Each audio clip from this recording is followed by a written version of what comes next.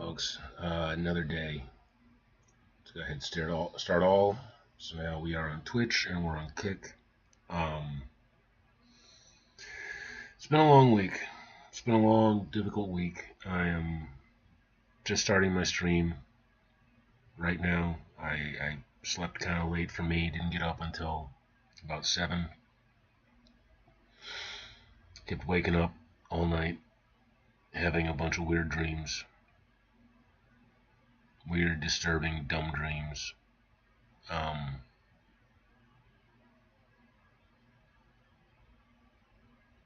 it's been a really rough week trying to generate sales, trying to draw attention to my book, trying to up those numbers.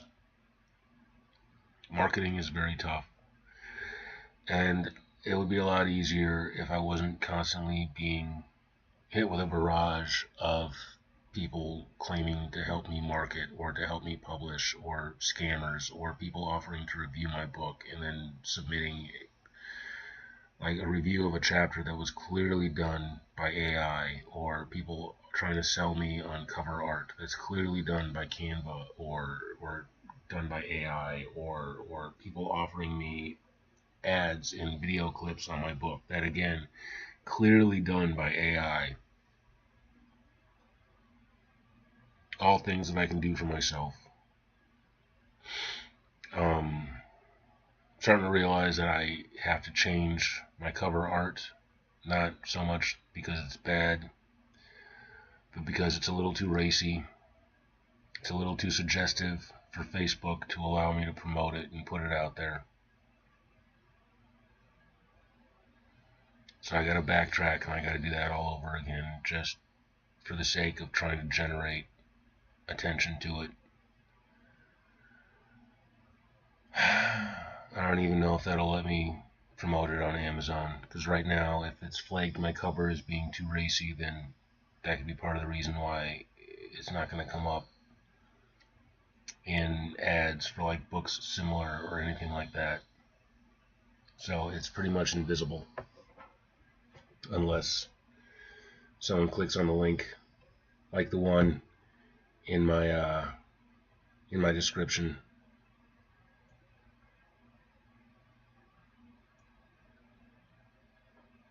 I'm even looking at it right now.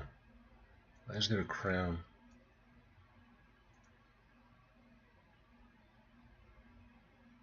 Okay. That's YouTube. Okay. So I got one follower on YouTube, it looks like, or one subscriber or something. I don't know. I don't know what the symbols mean. Back to Twitch. So yeah, long hard week. The scammy people offering to help is just. I'm so fatigued. I'm so tired of it because I get to deal with them in the evening before I go to bed, and then first thing in the morning I'm getting sent messages by people who will try and make themselves seem like they're other authors who are genuinely interested in talking craft, and then it always devolves into a sales pitch. And I've had to deal with that even here on Twitch. People trying to sell me on artwork and branding material and everything else like that, and it's so annoying. I wouldn't mind advice and tips on how to handle stuff myself. I would welcome that, but I'm genuinely tired. And then there's the stuff going on with the wife, with the marriage. I'm trying to give her space, and it seems like that's backfiring. Like we have such a yo-yo relationship right now. Or it seems like we're getting closer, and then she just spends more time with certain toxic people in her life, and they make some sort of sideways comment, I assume, and then we gain distance again. And I just can't take it. I've been trying to fix things. I've been trying to fix things for over a year now. Maybe not over a year yet, but we're coming to that window of when I was at least trying, but it's never enough for her. And she's got this idea of that I'm just miraculously going to find a job and be able to support myself. And the more I try, the more I look, the less likely that seems. The more I see jobs disappearing, the more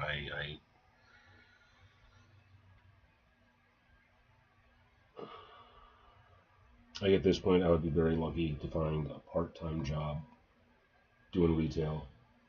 That's how it feels right now. It's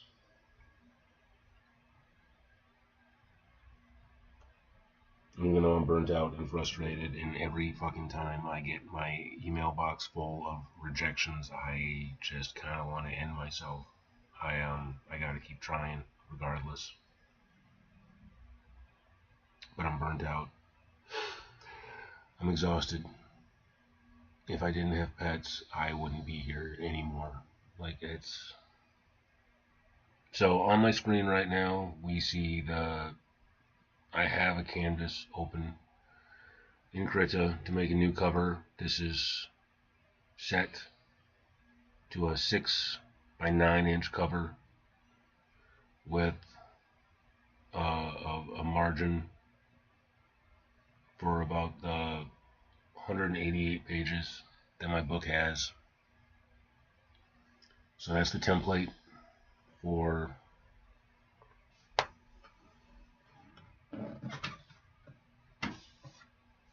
this Drowning the Lonely Isle. And I'm thinking I need to start marketing it like this with a post-it note over my cover art. This is 18 plus. So if you are interested in getting this book, I would say now is the time to do it, because this is going to be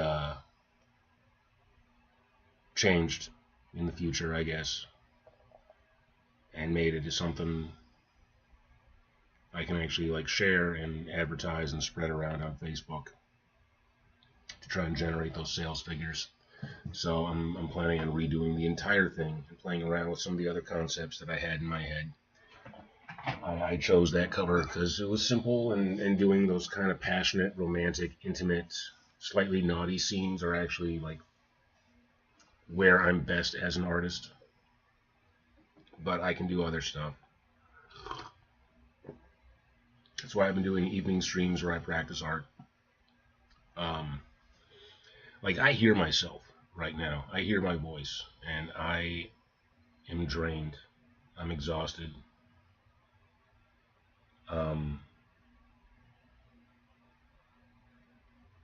This year has really taught me how much I need my wife. Like, she drains the fuck out of me. She really does. She exhausts me sometimes with her shit, and it's not even her shit. It's other people's shit that she brings into my life that I just don't need. But I miss her. At the same time, I don't miss her. Like, I miss the genuine version of her.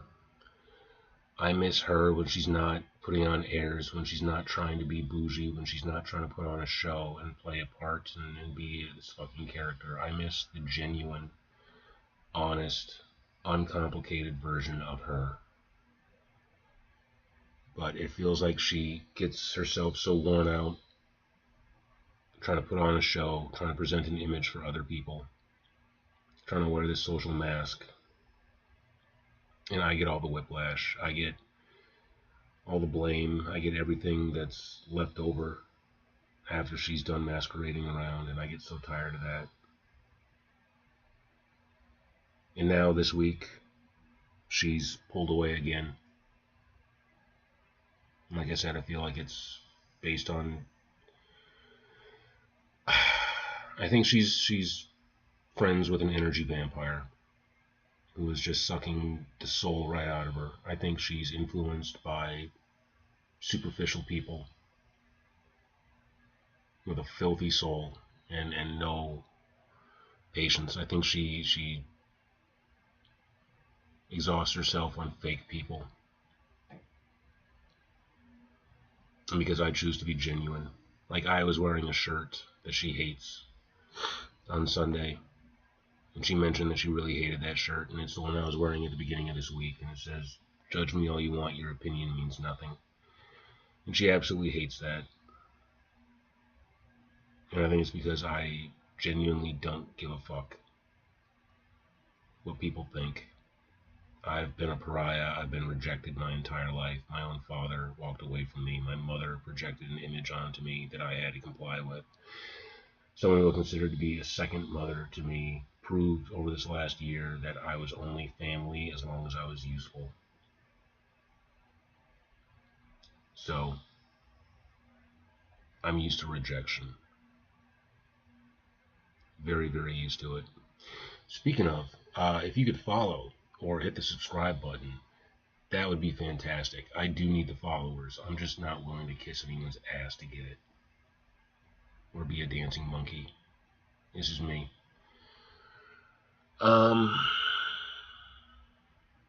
Yeah.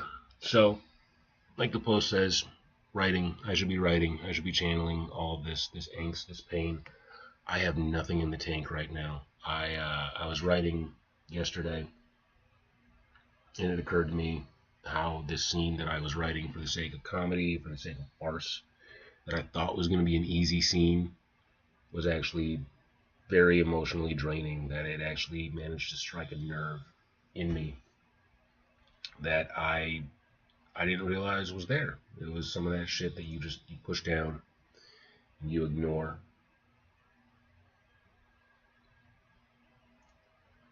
So,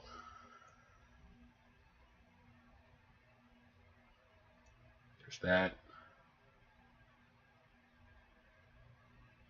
Here's the outline. Real quick, this is the cover that I need to change because it's too racy. It's too much, I guess. Drowning the Lonely Isle by Jack Waltz. Again, the link is in my bio description at the bottom there. If y'all could order the book, that would help me quite a bit. I was feeling very positive that it looks like at least one person has read my book on Kindle Unlimited this past week. And that is fantastic because I get a whole 90 cents from that, which goes into my wife and I's joint account, which is what I'm currently using to pay for my animals right now, instead of the dream life that we were supposed to have, that we were supposedly building towards getting our plot of land and our cabin in the woods and our place where we could just get away, her and I. That is getting eroded and eaten into and fading every single time I take money out of that account because I'm that broke and that desperate. And she won't let me take advantage of the dip in the stock market right now in order to try and make us money off of that, which I absolutely could based on how things are going. So, yeah. So I'm here. I'm showing up. I kind of don't want to. I want to sit on the couch. I want to play video games, but I've wasted so many years doing that. I want to smoke pot. I want to forget about my troubles. I want to mope like I've been doing for the last nearly 15 minutes now on this stream.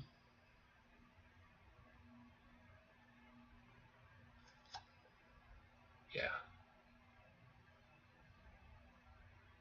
Definitely struggling.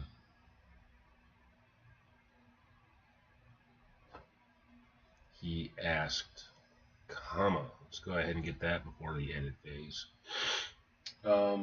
Yeah, so let's get back to it. Let's figure out where I'm at in the outline.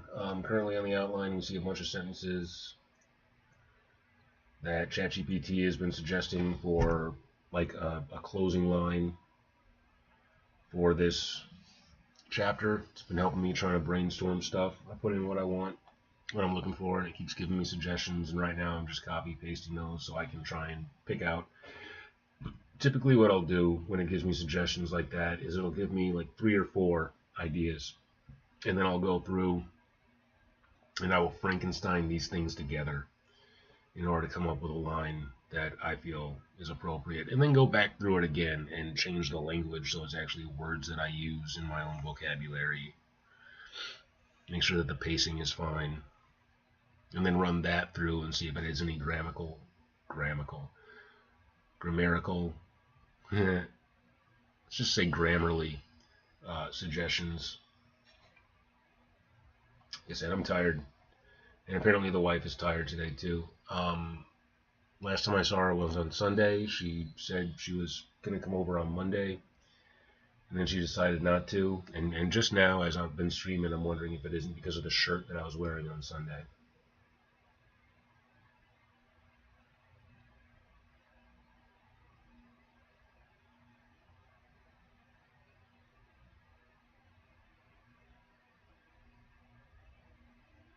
Ah, this is where I'm at.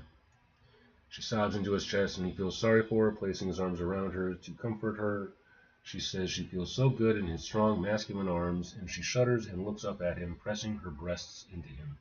So, what's going on in the scene right now is Garrett was on his way to his father's room in a rush because his father has been sick and he's worried about.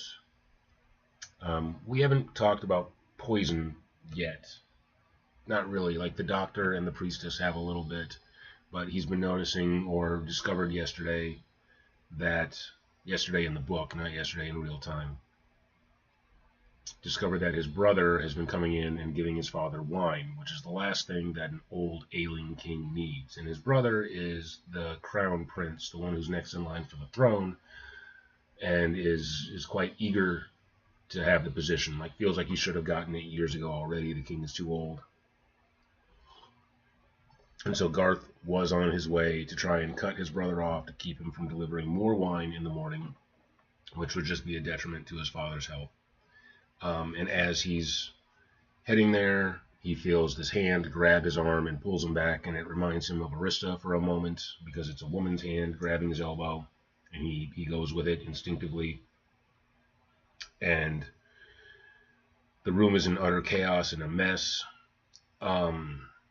She closes the door behind her with a threatening click that's kind of soft, and then starts crying into his chest. And she mentions that his brother barely sleeps with her, doesn't even like to look at her, and it just kind of brought up aspects of my own marriage where for years, over a decade, my wife and I didn't even share the same bed.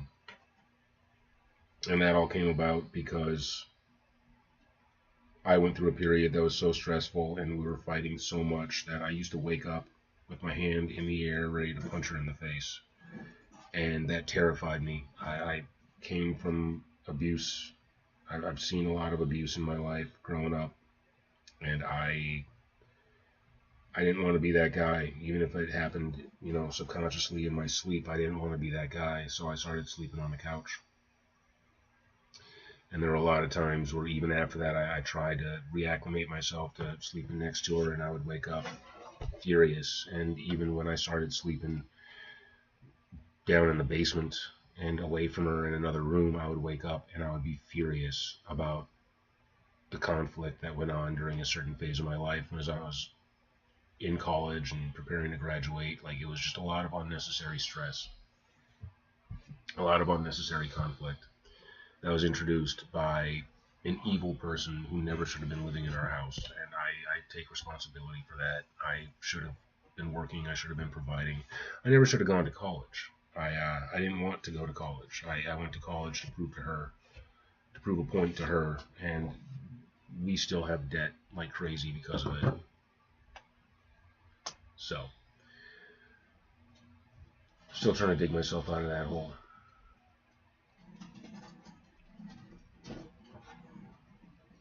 And I did not come on here to complain about my life, but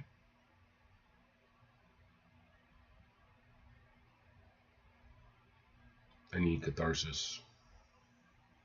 I need a job. I need an income.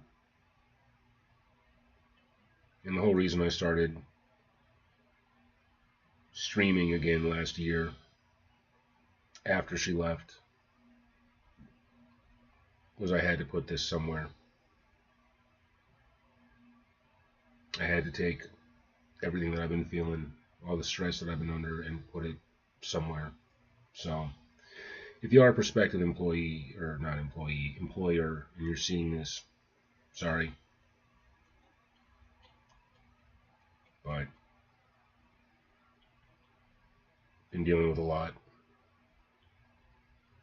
And writing alone doesn't help me process it. Art alone doesn't help me process it.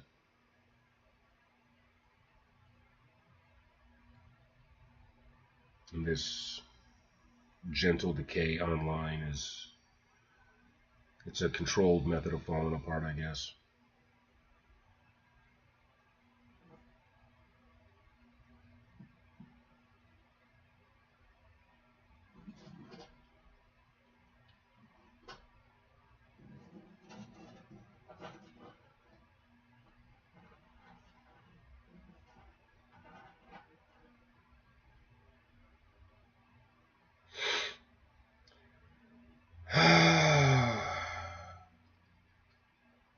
Seeing another, like I just hopped onto LinkedIn and I see yet another post about the age of layoffs. It's like, you'd think she would cut me some slack. You'd think she'd show me a little mercy.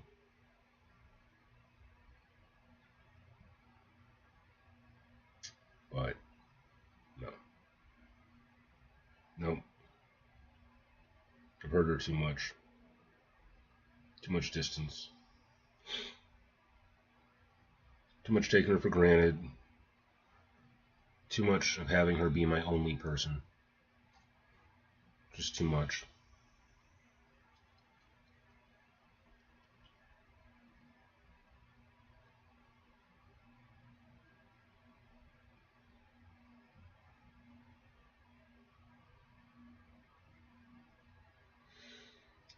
So, yeah. So if you're watching this, I appreciate you genuinely, unless of course your name is, well, Pat, and you can fuck off.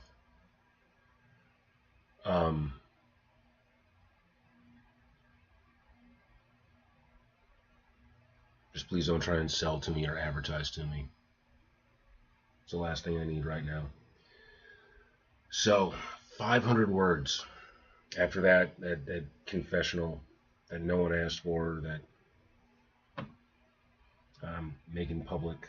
500 words. I just need to try and get out 500 words.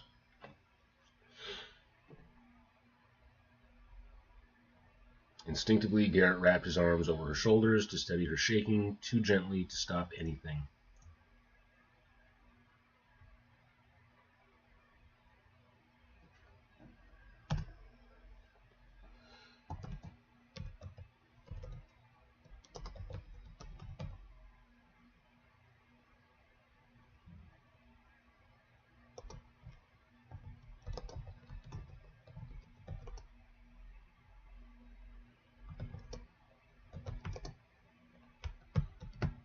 Jocelyn sighed and steadied as she melted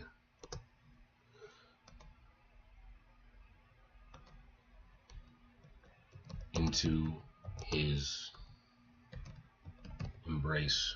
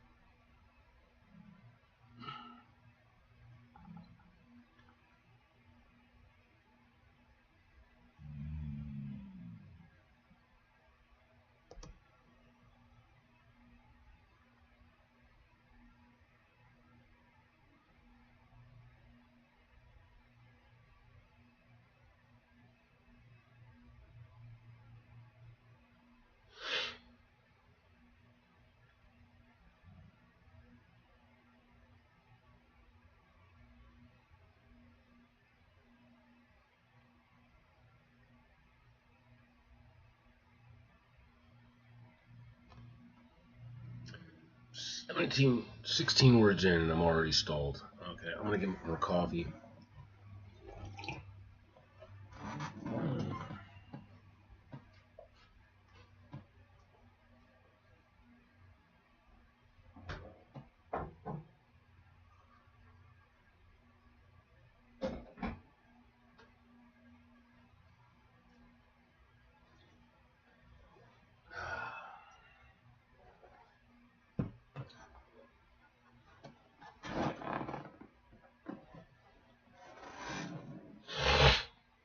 Pressing her cheek to his chest.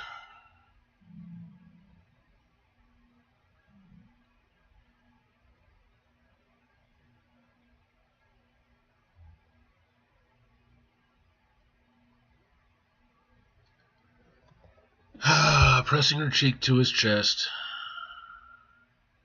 It's like I want to add another description or another action or something else.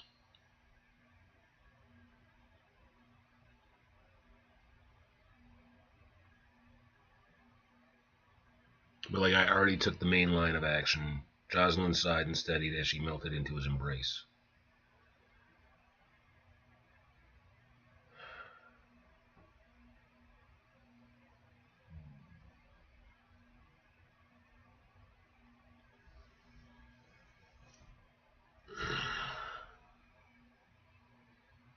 And again, pressing.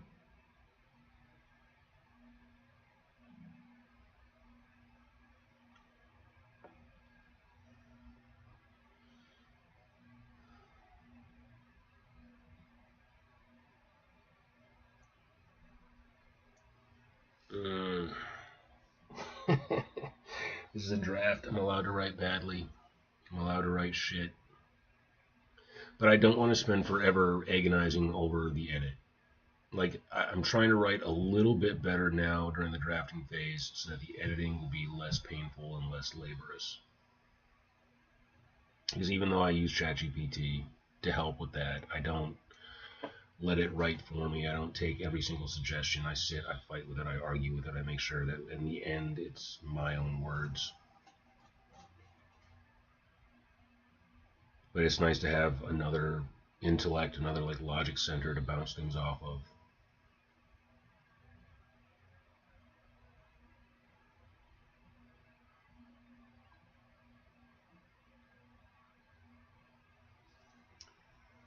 Jocelyn sighed. Pressing her cheek to his chest seemed to steady her. Well, it's just pressing. She pressed forward and then pressing again. And so I like the idea of her pressing. Like, because that's what she's doing. She's pressing him. She's pressing forward. She's pressing him. She's pressing herself against him. She's pressing him to say things that he doesn't necessarily want to say. Pressing a situation that doesn't need to, like squeezing fruit, kind of.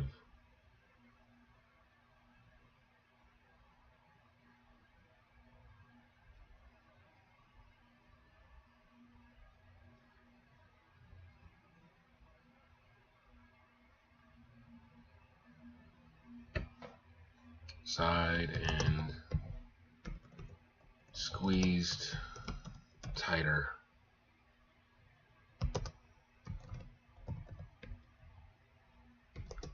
Pressing her body to his.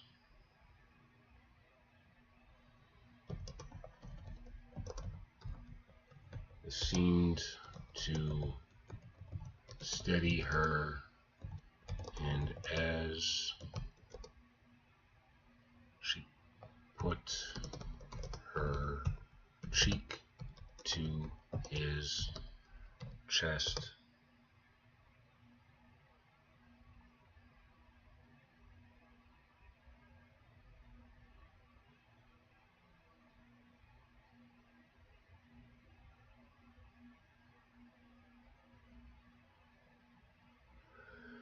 and as she put her cheek to his chest, she moaned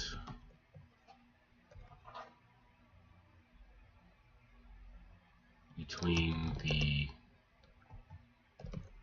valley of her sobs.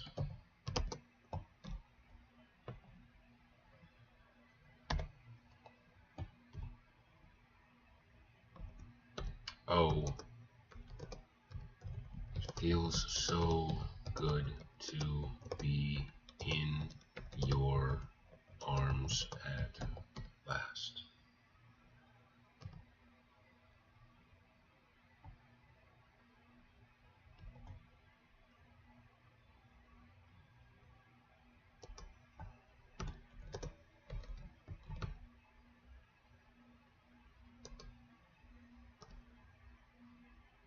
breath hitched.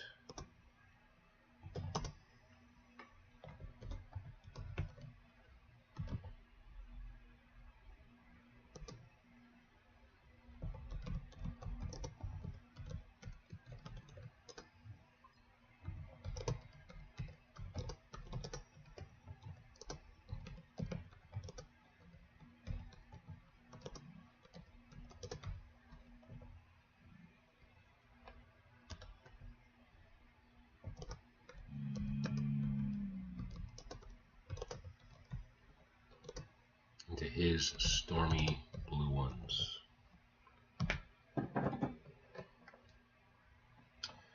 What's up, Yes Books? Someone wants to send you a message. Awesome.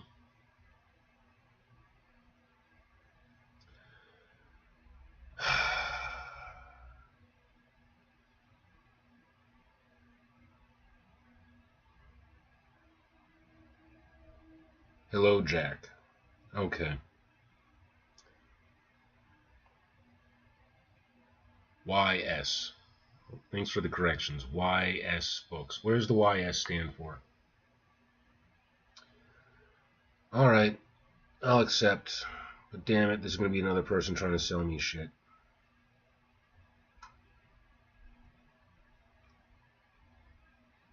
So the worst part about publishing a book is the scammy offers. It's annoying as hell. I've actually been waiting for this call, so I am very sorry. I'm gonna step away for a moment. Hello? Hi. Feeling better?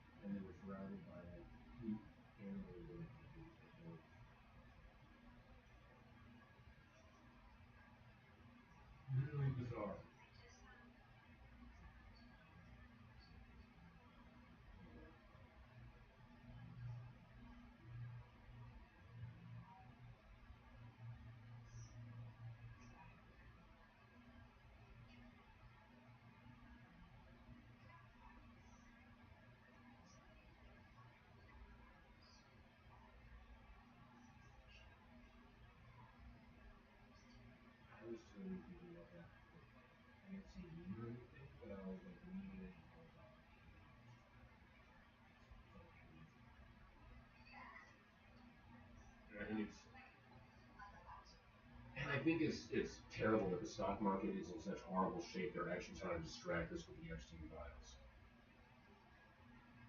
That's how bad things have crashed.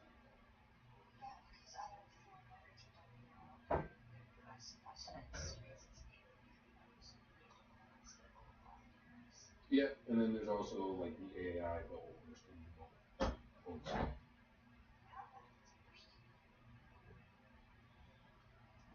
There's a lot of talk about it just being like it's been oversaturated and overhyped a little bit. And then there's the energy cost.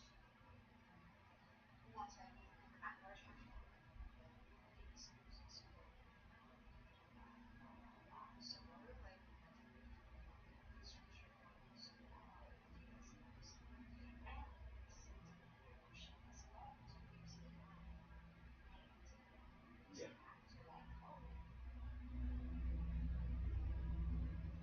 yeah.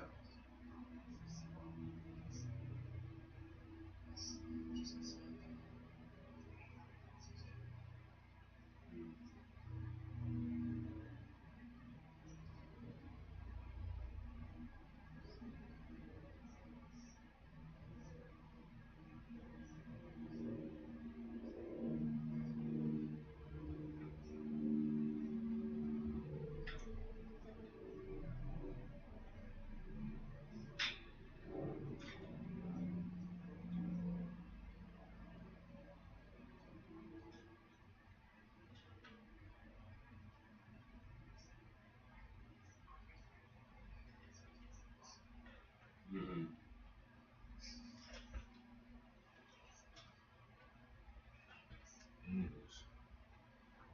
So I wanted to pick your brain a little bit, if you wouldn't mind. Um, what are some parts of my novel that stand out to you that you think would make good snippets for me to do little videos of for Instagram and TikTok? Like just little samples I can have go up on a screen and push and grades, fill in all the soft anything, little words, little bits of story.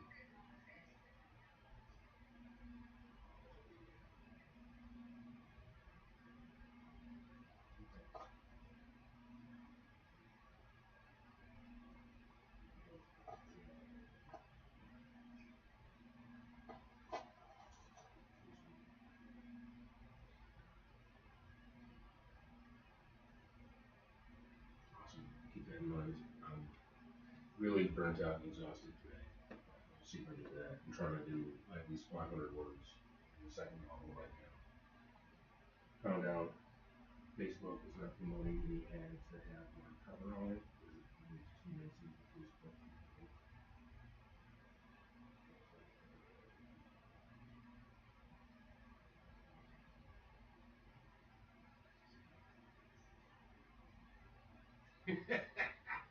I make a joke about seashell bra in the book itself. So I think it'd be better, like maybe if I just put a cover on that was just the seashell bra, and not her. Seashell bra and then the little tattered sail piece for his codpiece next to it. Right. Just those two things. Yep.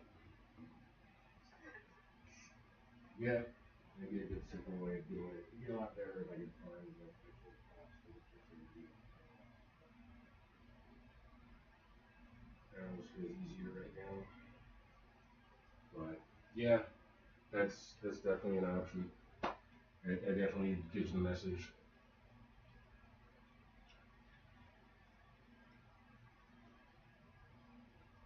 This is the time of year it'd be easiest to make it salty looking.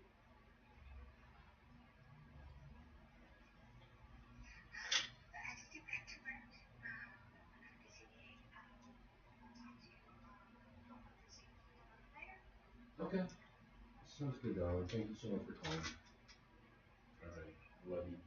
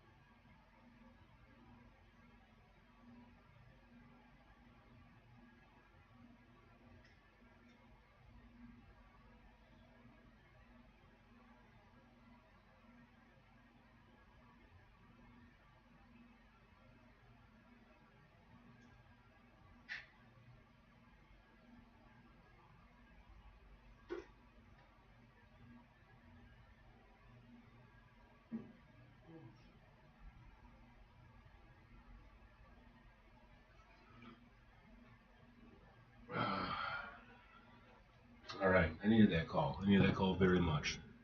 I'll be back.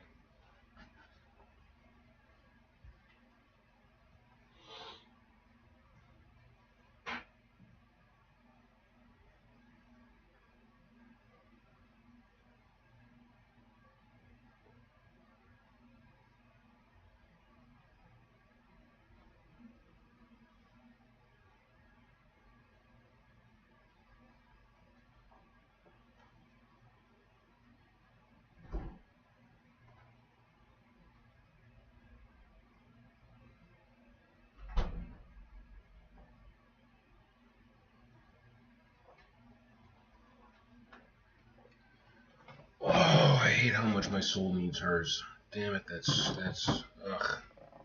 Okay, I'm back, and I feel a little bit charged. Just to make sure people know, I am back. I really need to get a pause screen set up. Okay. Um.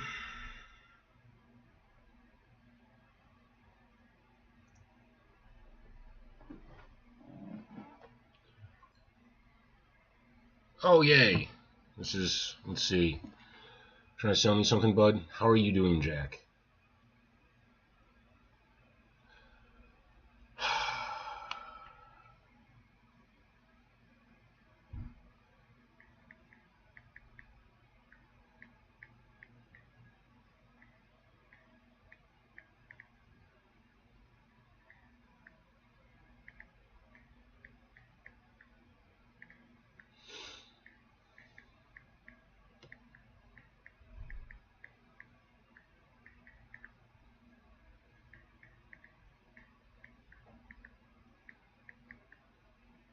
Pretty exhausted. Trying to write, market, and design a new cover.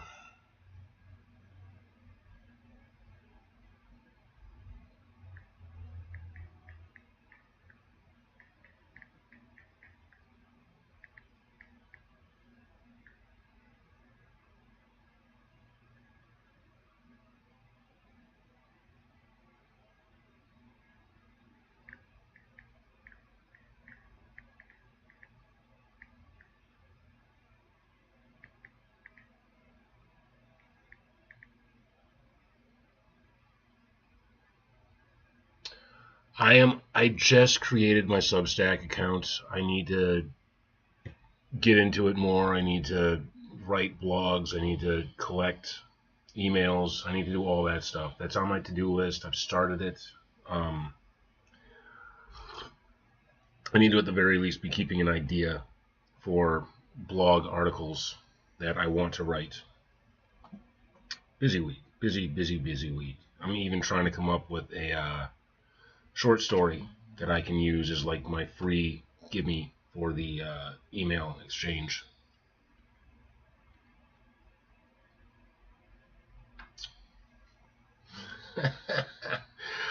I want to say it's Jack Waltz. I want to say I just put myself up under my name, my author name, Jack Waltz. JACKWALTZ.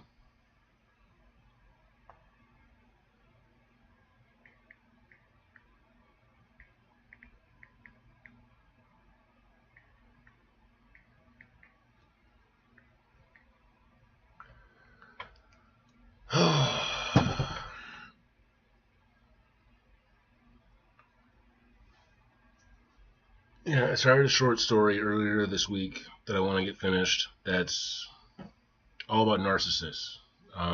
Just reapproaching the narcissist myth and trying to confirm that narcissist was not a narcissist. Because what that word means now compared to what he actually was. Really? Yeah, I don't think I have an image up. I think my one article is entitled "Why This Exists."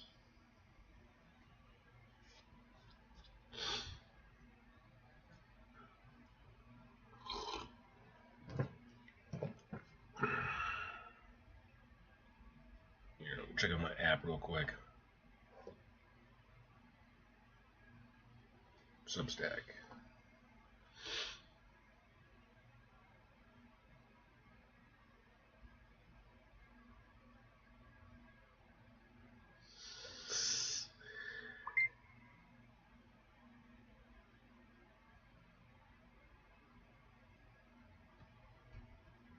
Yeah. Jack's Substack, Why This Exists.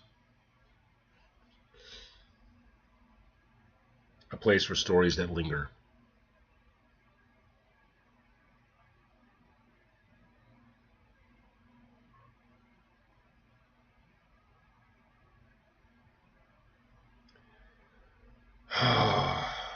I hate all these apps and feeds and communities and social media stuff. Like it admittedly, I don't get it, and every new one is just a new interface for my brain to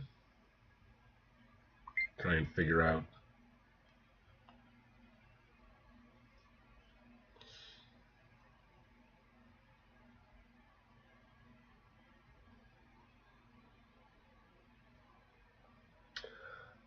That's a great question. Can I put the link in chat?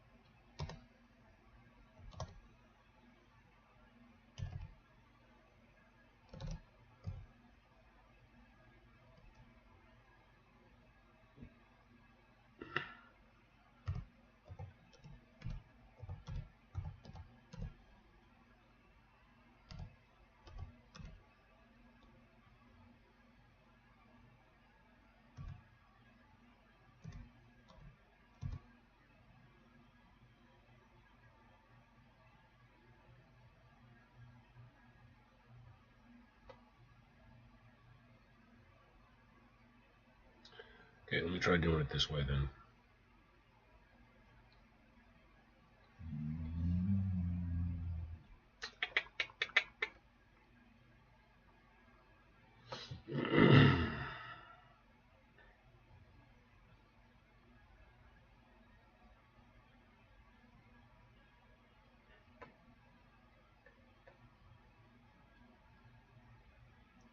Bam! Look at that. Technology is my friend today. Close that. Sorry, I have to hear a weird echo from Mini Jack on my phone.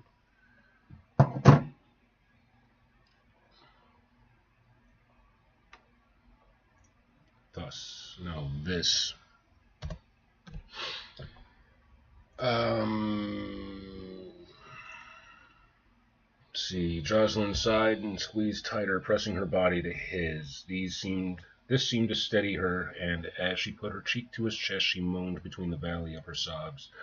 Oh, it feels so good to be in your arms at last. Her breath hitched as Garrett's stopped altogether and turned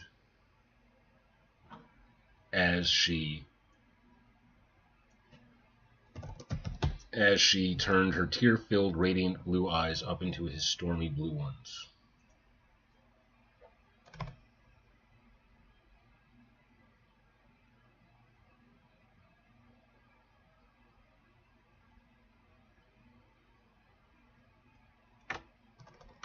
Say up into his. Just blue, just too much there. Well, thank you very much.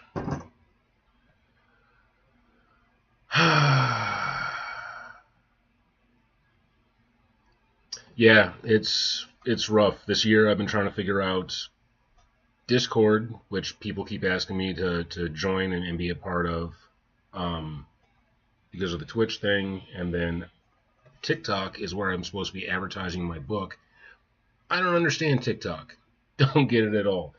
And then Instagram is another beast I'm trying to figure out. And now with the Substack. So it's a way to promote, I guess, but it's tough. It's something different. All different things. Can be a little bit overwhelming. Yeah. Her breath hitched as Garrett stopped altogether as she turned her tear-filled, radiant blue eyes up into his.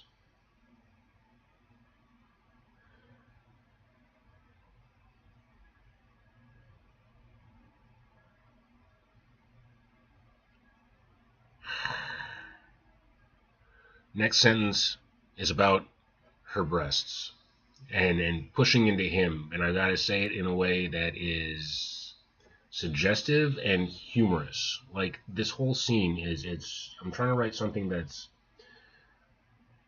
tragic and desperate and romantic. Like Jocelyn's heart is breaking. So the scene that I'm writing right now, in the first book, Garrett was on a ship headed to Jocelyn's kingdom to marry her.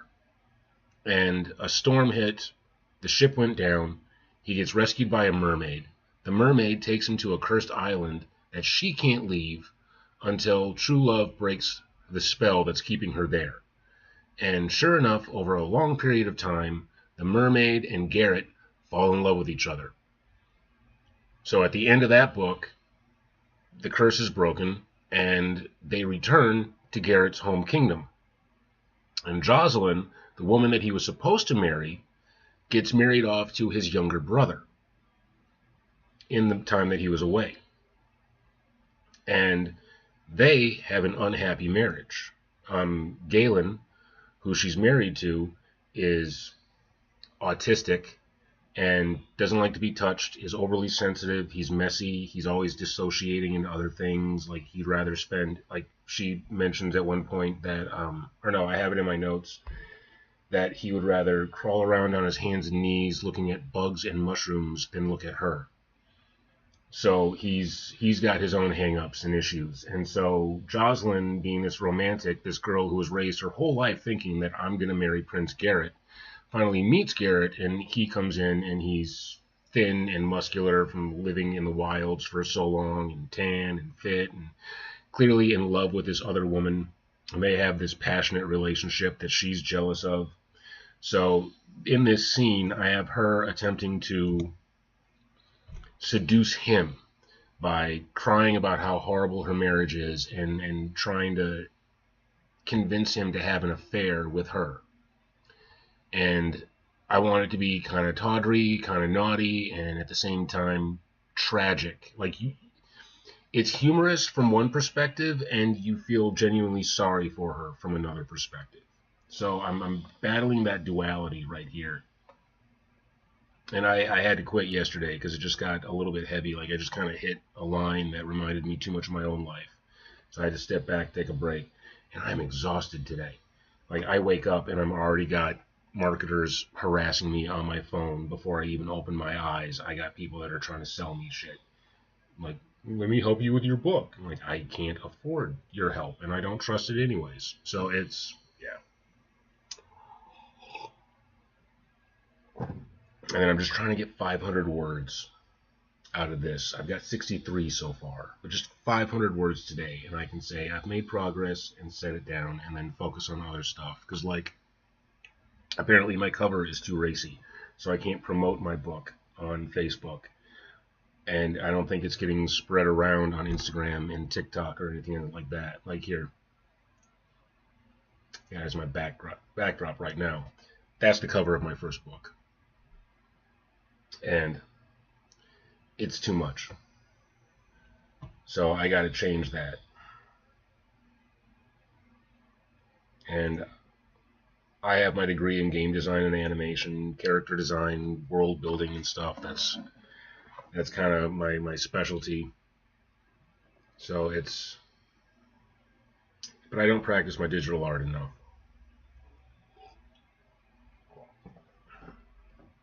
So my evening streams are usually me just practicing doing art tutorials on the X Pen monitor I got here. Okay.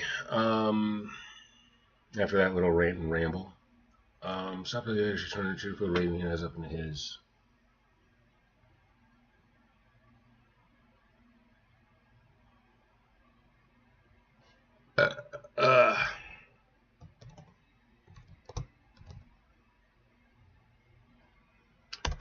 Buxom. I haven't used Buxom yet. It's my second book, and I haven't used Buxom yet. Her buxom chest.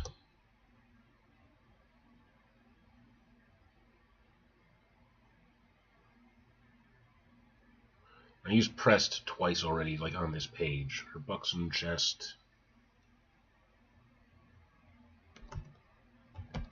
Heaved and I used squeezed already too.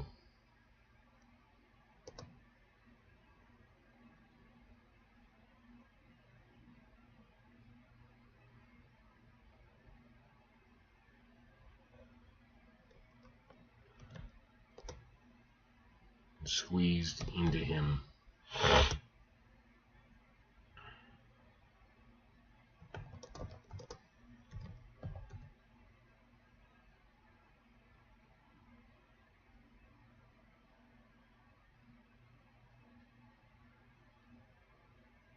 I suppose, or I could do like bubbles or something like that.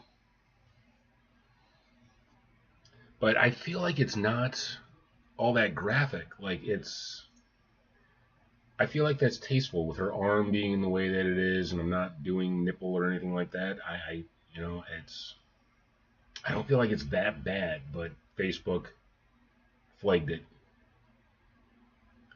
So I don't know. I was joking with the wife earlier on the phone, like if I could do a seashell bra next to a tattered sailcloth, which is what Garrett wears throughout most of the book for clothes.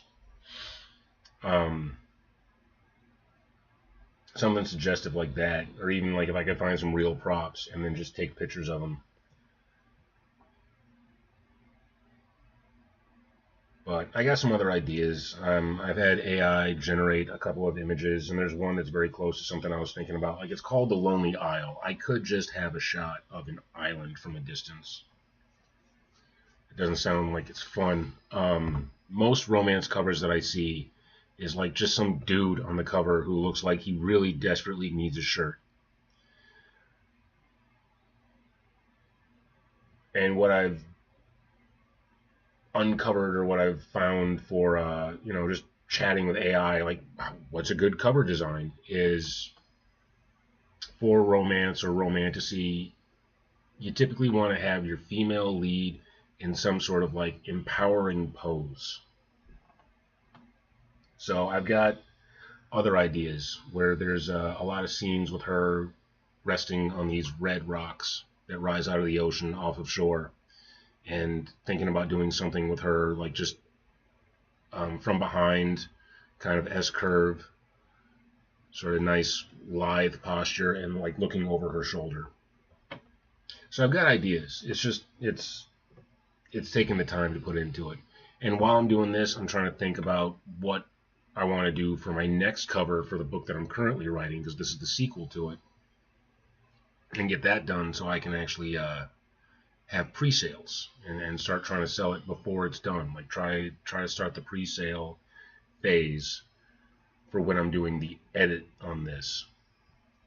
And who knows how long that's going to take. Because like this chapter that I'm working on right now is chapter 4 in my outline. But when I started writing this book, it ballooned up. Like chapter 2 is going to have to get cut into like 4 separate chapters. Chapter 3 became 2 chapters easily. And then I had an emergent chapter pop up that was like, hey, you want to write this. The book demands this. So I've already written like 4 chapters that are probably closer to 10 chapters. And now this one is finally getting slotted in. And this was supposed to be a funny, easy to write section. And for whatever reason, it's got its hang-ups. But I've almost kind of sort of have my last line figured out. It's just filling out everything else. I need another 1,400 words would be good. Around there. It's just creating all this romantic tension and strife and turmoil and trying to write it in a way that's both tragic and funny, like a good comedy and pathos simultaneously.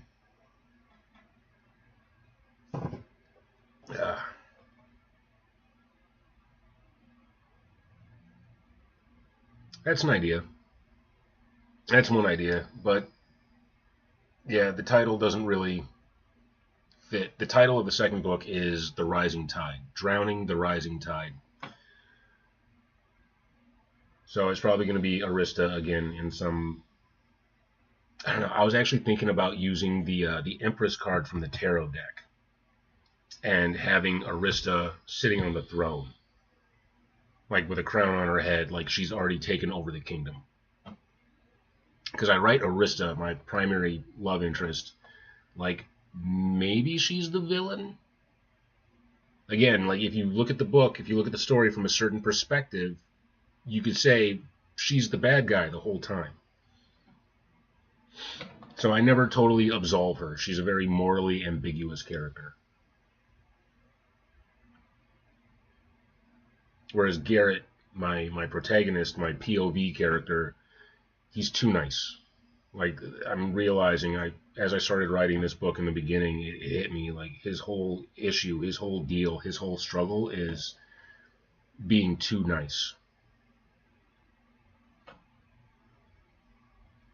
Being too accepting, too open-minded. Her buxom chest heaved and squeezed into him as she rose on her toes. Slightly poetic.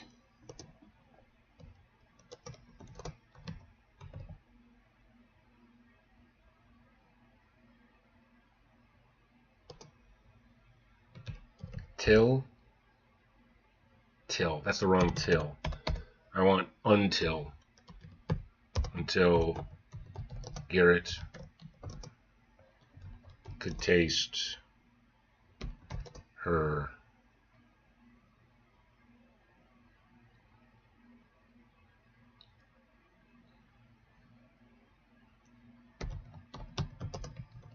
heated breath.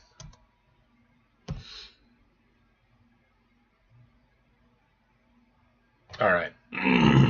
So that's the intro to this chapter. Now the climax.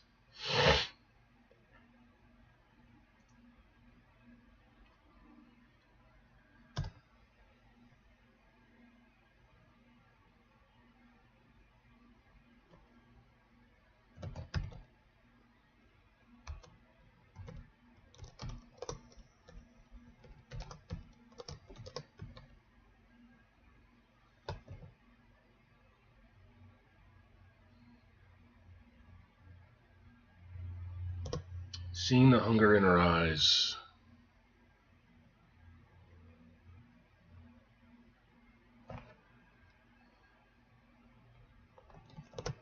made it Garrett's turn to tremble.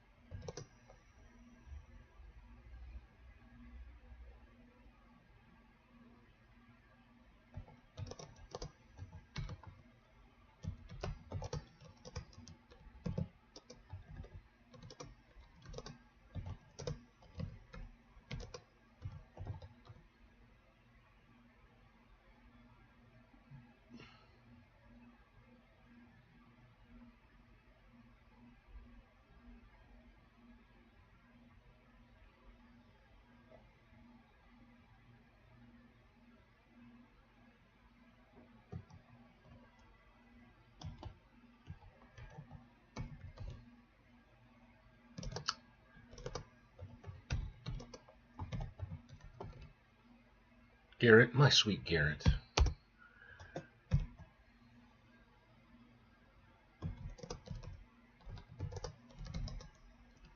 Loved you my entire life. Thanks. Good luck to you too. Garrett, my sweet Garrett, I've loved you my entire life.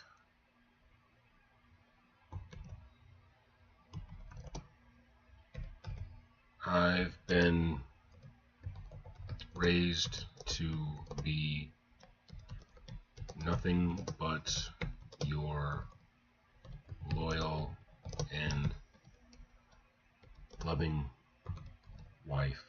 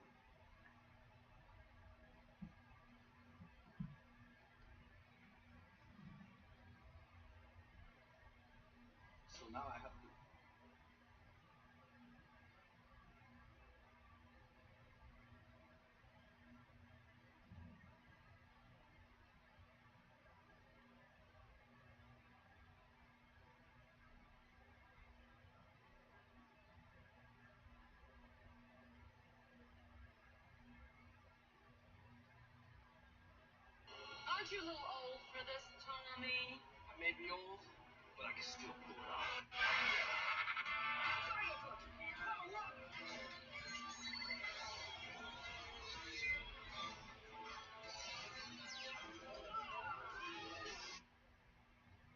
Okay. All right. Off of social media and to the bathroom. So, what have I done? I started out at 1,060 words. I'm at 1,219. Like, it's one of those days where I'm really counting words and forcing myself to get stuff done. I'll be back.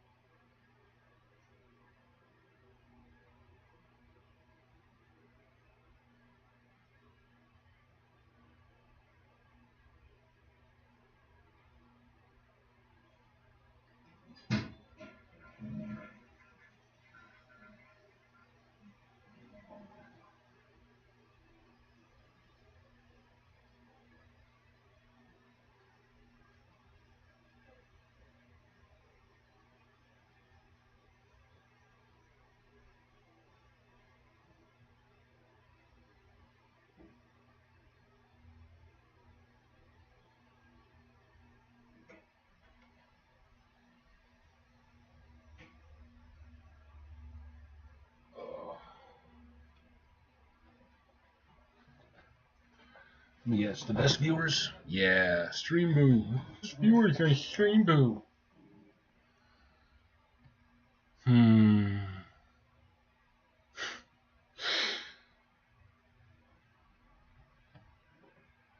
Um.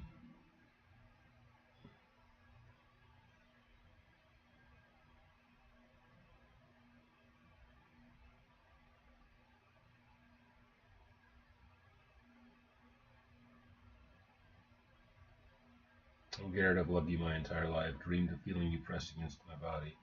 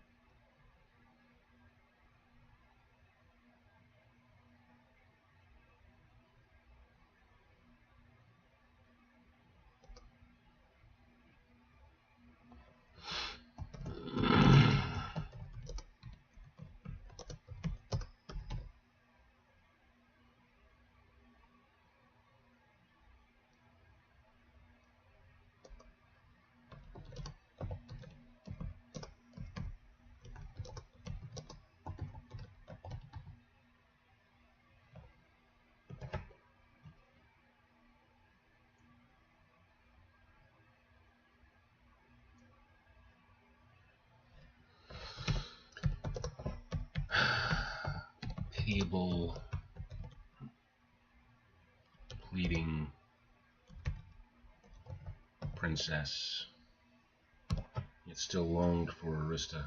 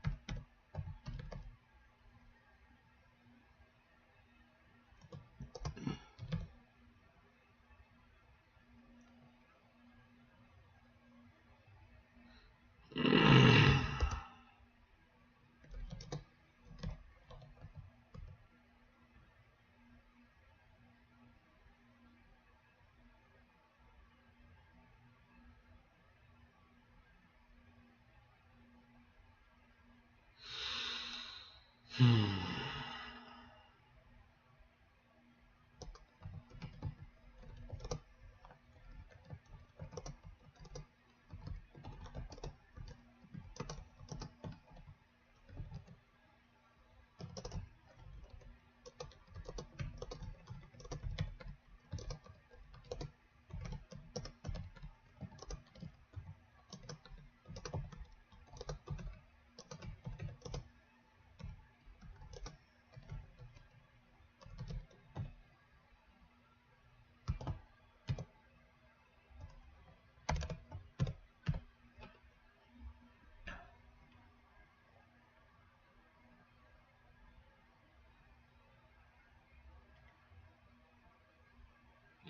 I'm going to my novel plot review. See what it says about these 330 words that I've written so far.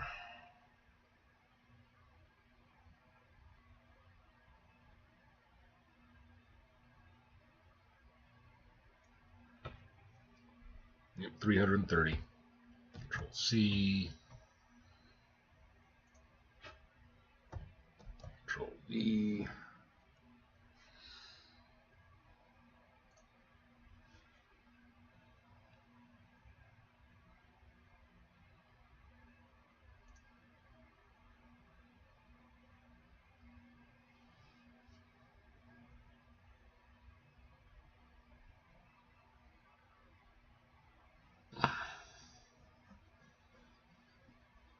Big picture, what's working and what to watch. What's working, physical forward motion, Jocelyn advancing, Garrett retreating by inches is excellent blocking.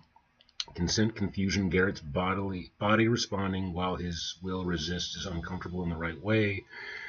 Jocelyn's logic, her argument is internally consistent and emotionally honest even when it's wrong. Laundry on the floor, grounded, faintly comic, very human. What to watch, you're stacking a lot of sensual descriptors very quickly. Not wrong, but if every sentence heightens, the reader stops feeling the squeeze.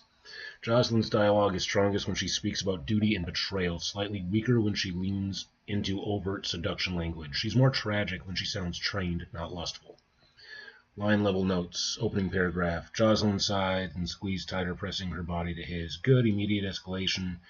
This seemed to steady her. Seemed is doing good ambiguity work. Keep it, she moaned between the valley of her sobs. This phrase is evocative but abstract. Consider simplifying it so it lands faster. Between sobs or through her sobs. Tear-filled, radiant blue eyes. Radiant risks softening her too much. If you want unease, tear-filled, painfully bright blue eyes. I like that.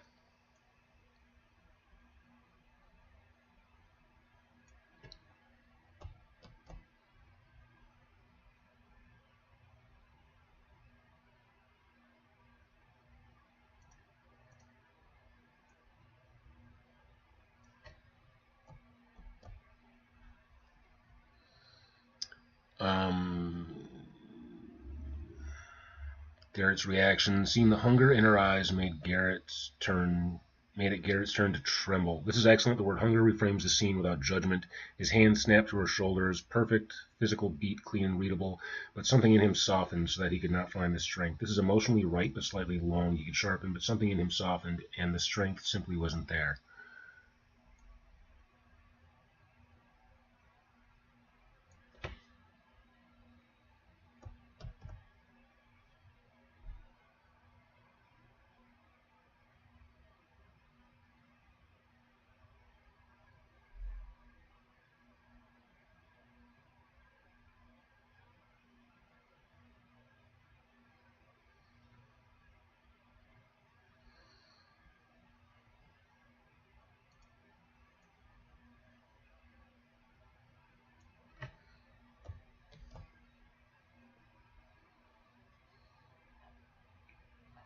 Garrett's line here is exactly right. There is no betrayal. That's a man trying to save everyone and failing. Jocelyn's reply is thematically strong, but the section is where trimming helps most. Your hands are so strong, Garrett, so manly.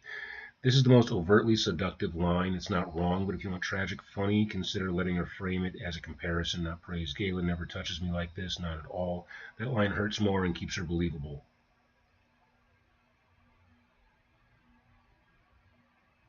Are you really saying you do not love me? Good, direct, childlike. Say the word and we can be lovers. No one need know.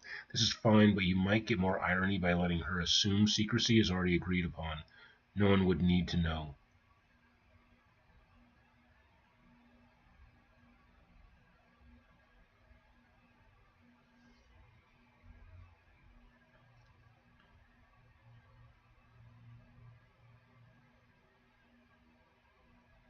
Sampled, tightened version, same scene, same intent. Jocelyn sighed and squeezed tighter, pressing her body to his. This seemed to steady her, and as she laid her cheek against his chest, she sobbed softly, almost contented.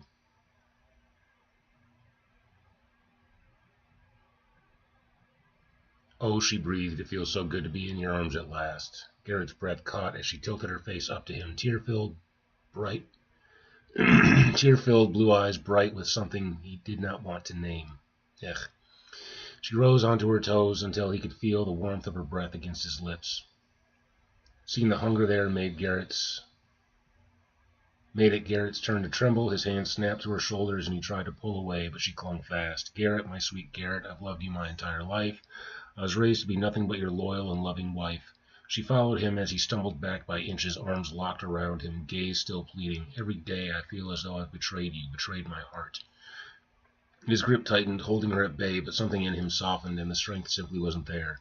His heart broke for this pitiable, desperate princess, yet still it longed for Arista. There is no betrayal, he said, leaning back, only to feel her press forward again, until he feared they might both topple into the soft mounds of laundry littering the floor. We were arranged to be married, to barter peace. Galen never touches me like this, she whispered. Not at all. Her fingers tightened in his sleeves. Are you truly saying you do not love me? No one would need know. Royal marriages are always full of scandal. Who could blame us when we were once betrothed? Final thought, the scene succeeds because no one is lying. They're just speaking from incompatible truths. That's why it hurts, and that's why it's funny when viewed from outside. If you want next, we can tune Jocelyn's diction to reflect how she was raised, make Galen's absence feel louder without adding him, or prep the emotional consequences so that the scene echoes later. You're handling this with real precision. So I want another 120 words today, and then I will call it quits. Because like I said, I don't have much in the tank right now. I'm kind of pressed and stressed and struggling to produce.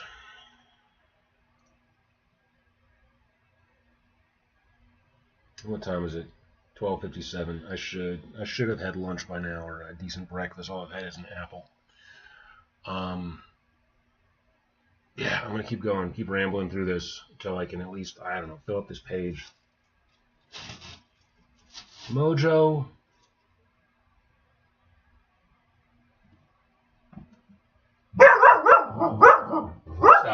Stop. Stop. Stop. Stop. Hush. Hush. Hush, puppy.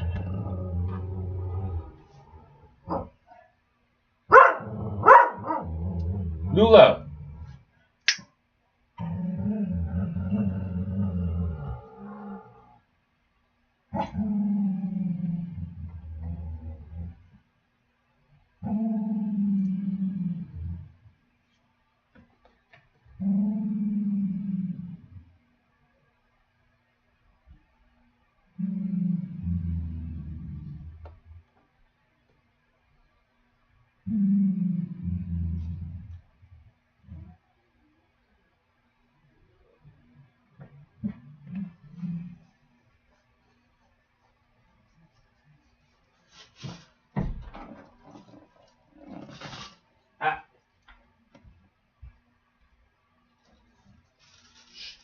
Come on, move, move.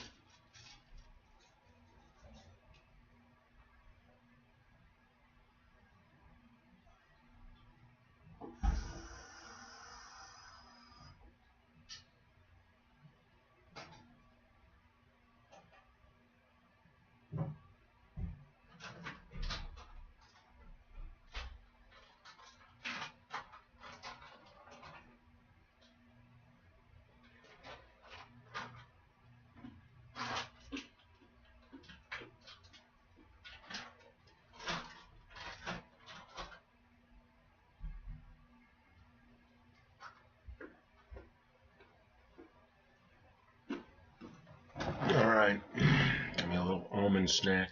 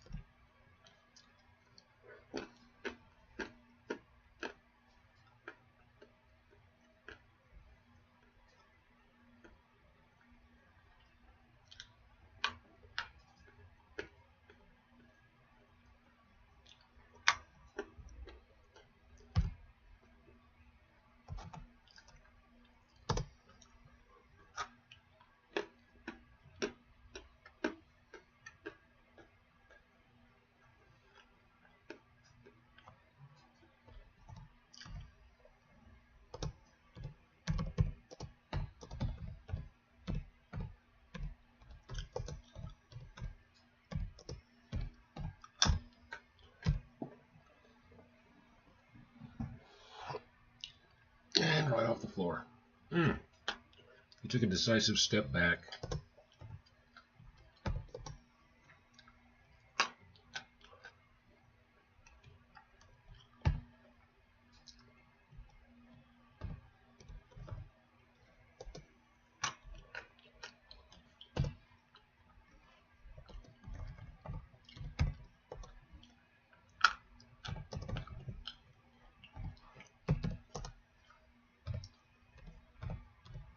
Small distance.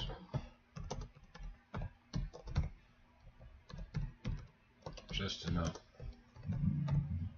to breathe.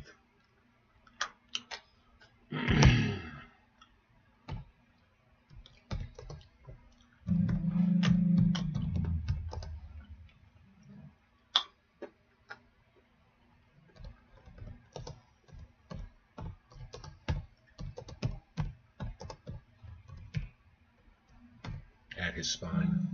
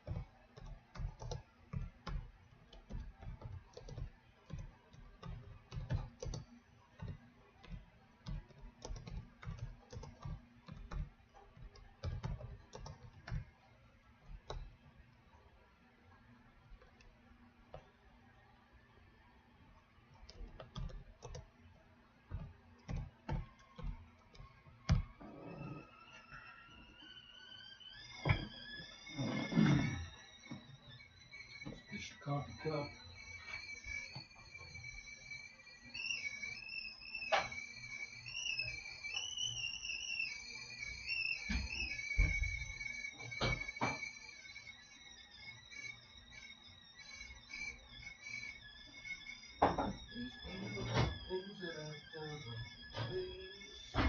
Stay. I want you, I need you, oh God.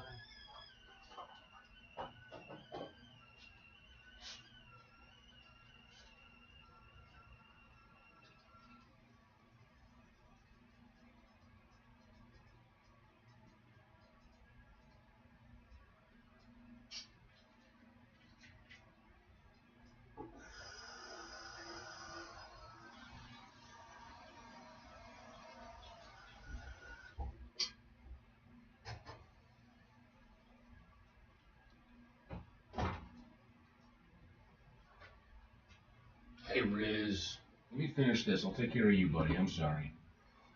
Poor lizard is hungry. He hasn't pooped in a couple of days. Probably because I gave him too many super worms the other day, so he's having a hard time with all those exoskeletons in his guts.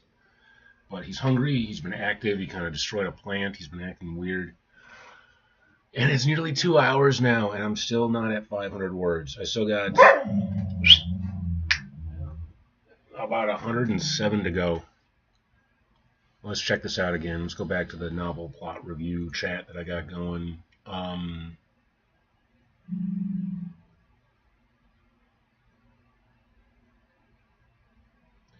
That's all I added since my last little check. Oh, jeez. Yeah, I'm struggling. I am struggling. That's a pity. I really thought this section was going to flow for me. I was going to get it done like in one day. Like, I can write this. This is comical. And I just got hit. And then I'm drained today. From just all week, the social media shit, the self-marketing shit, the dealing with marketers, the watching the sales. You're very close here. The intent is right, but the sentence stumbles over on clarity and tone. Few small issues are blunting the impact. With a leer hidden, yeah, very likely a typo, but also mixed signals. Leers, tears, passion all at once muddles the emotional read. Wounded femininity is a strong phrase, but it works best if framed as weaponized vulnerability, not abstraction. Weaponized vulnerability. I like that. I can never do that to Arista. To you, he took a decisive step back and managed to carve out a breath's worth of space before the bedpost pressed cold against his spine. The clothes on the floor tangled around his bare feet as she surged forward again, tears bright in her eyes, a wounded smile curving her lips as she lunged forward with all the force of her injured devotion.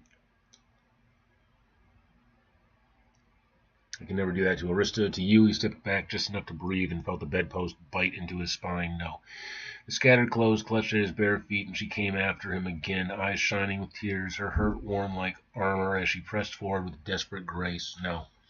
Option 3, darkly comic emphasis. I could never do that to Arista or to you.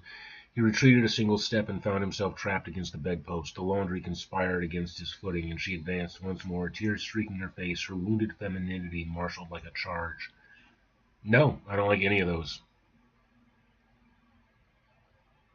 One small but important craft note. Jocelyn is most compelling when she believes she is the injured party and uses that belief as justification. Leaning into conviction rather than seduction will keep her tragic and funny without tipping into the melodrama for melodrama's sake.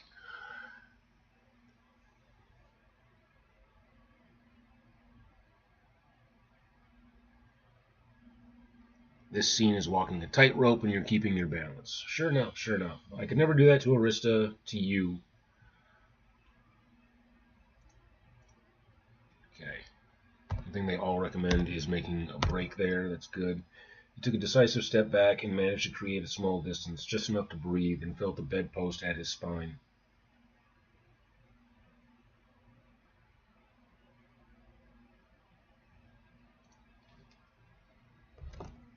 Press. There's press again. We're going to put press back in.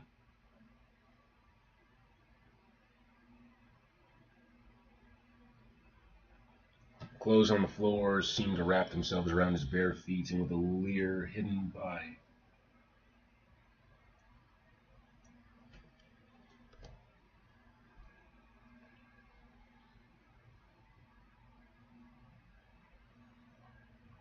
what do they call it? Weaponized.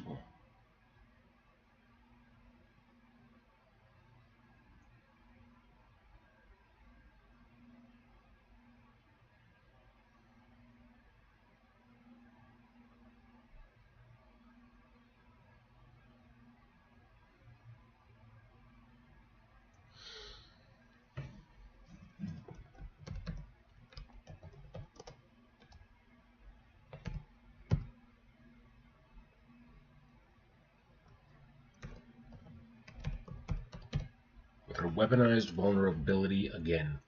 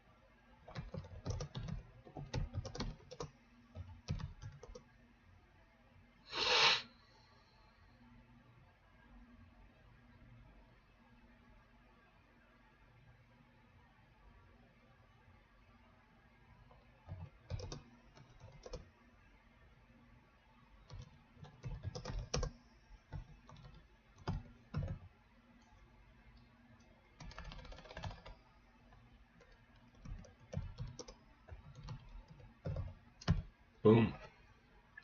That gives me my 500 words today. Okay.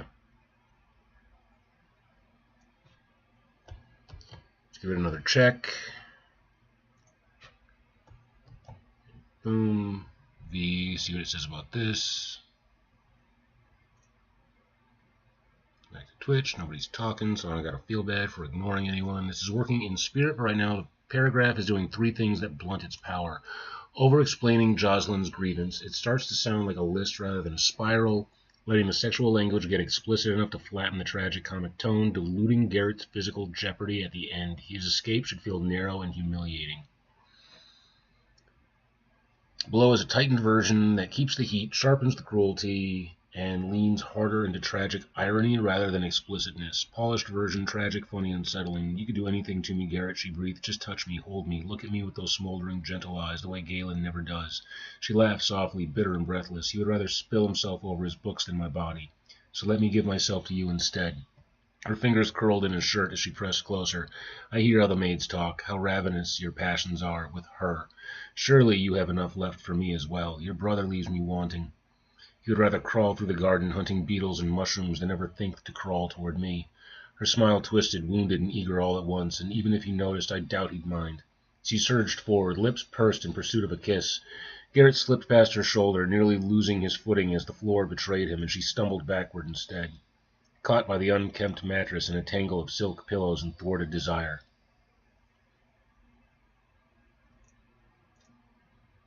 Yeah, I'm willing to run with that. Oh, another message from Messenger. 2 messages from Messenger. There's only one person in this whole world that I really want to hear about. Maybe, a buddy. And it actually adds to my word count. Okay, I'll take it. 2 separate messages.